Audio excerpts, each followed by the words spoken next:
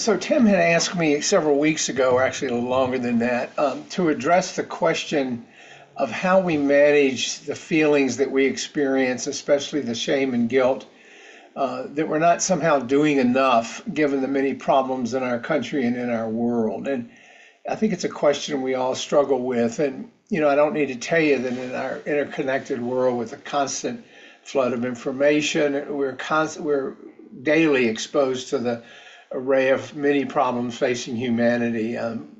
They just seem to never end. And lately, I've been thinking about my friends in Jamaica and waiting to hear from them when they can because they got hammered yesterday. But anyway, environmental degradation, climate change, social inequality, political unrest, all these countless acts of individual and collective suffering. And any of us on this path with an open heart and a sense of compassion, this awareness can bring about a heaviness, a feeling that we should be doing more, that we might be feeling guilty that we're not doing enough, or ashamed that we're not doing enough, and guilt that we're not helping, shame for feeling overwhelmed in the face of such immense challenges. It's hard to kind of put our head in the sand and just ignore them. But this morning I want to talk a little bit about it from a Buddhist perspective and how this challenge might offer us some valuable lessons. How do we approach this range of issues with wisdom and kindness so that they don't become obstacles on our path of living more mindfully. So from a Buddhist perspective, I think both guilt and shame can be manifestations of both clinging and aversion, two of the three poisons that the Buddha taught, the other one being, of course, delusion. And that may find its way in as well. But we cling to the idea of how we should be in these situations, that we should be this moral, selfless person who's constantly engaged in alleviating the pain around us, as though we could do that 24/7. And this is often not even conscious, but when our actions fail to live up to this ideal, we often find ourselves feeling guilty. And similarly, we may feel some shame that comes from the aversion, rejecting the parts of ourselves if we think we're not doing enough, that we perceive as selfish or disengaged or inadequate. But both of these responses, though natural, really come from an unskillful relationship with reality, because they point to an underlying misunderstanding that we must be perfect in order to be worthy, that we have to behave perfectly in order to be worthy, or that the weight of the world's suffering is ours alone to carry. And sometimes I think it feels that way. But the Buddha taught that suffering arises when we resist reality as it is, whether that's the suffering of the world or whether that's our own imperfections. And in order to manage our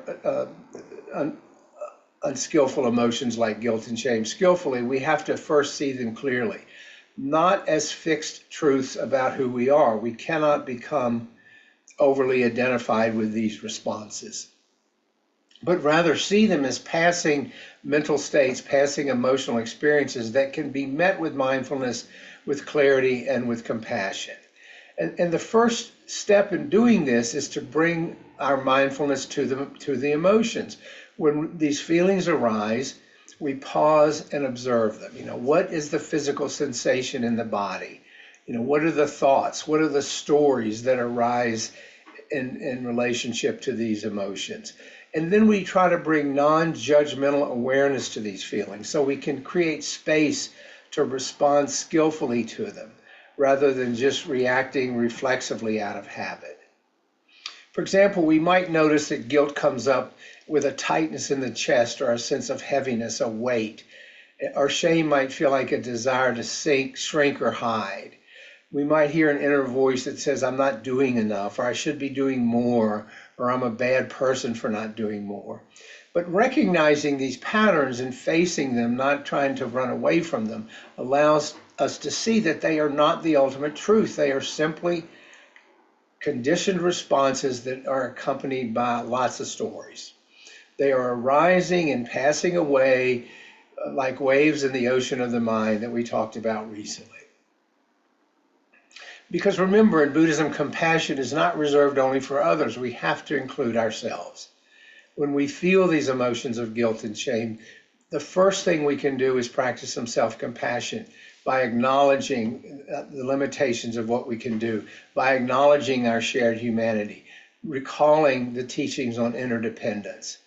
The problems of the world and the culture are vast and complex, and none of us can address them thoroughly or completely. It is natural to feel overwhelmed or inadequate during times like these, but these feelings need not make us feel bad or unworthy. That's where we trip into suffering. They simply remind us of our interconnectedness with all beings, our deep desire to alleviate suffering, our own and that of others. So it might involve us reminding ourselves to respond to ourselves as we would to a dear friend, that it's okay to feel this way, that we're doing what we can. Or we might, remind ourselves that we're not alone in our struggles.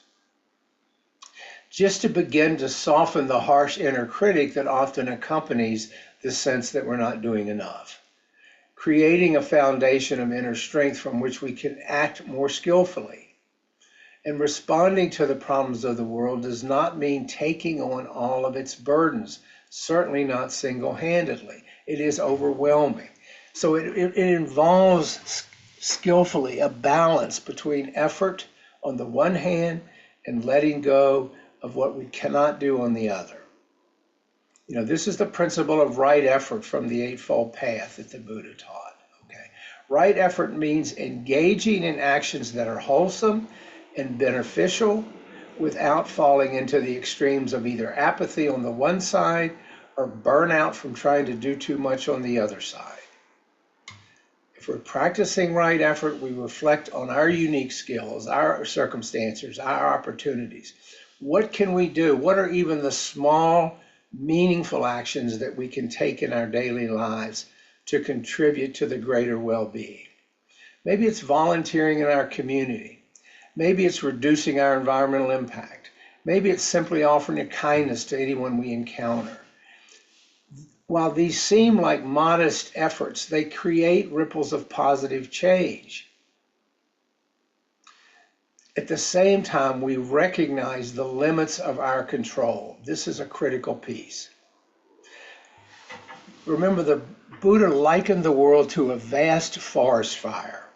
While we may not be able to extinguish the flames entirely, we keep our own corner of the forest safe and provide refuge for others. I love that metaphor of the forest fire.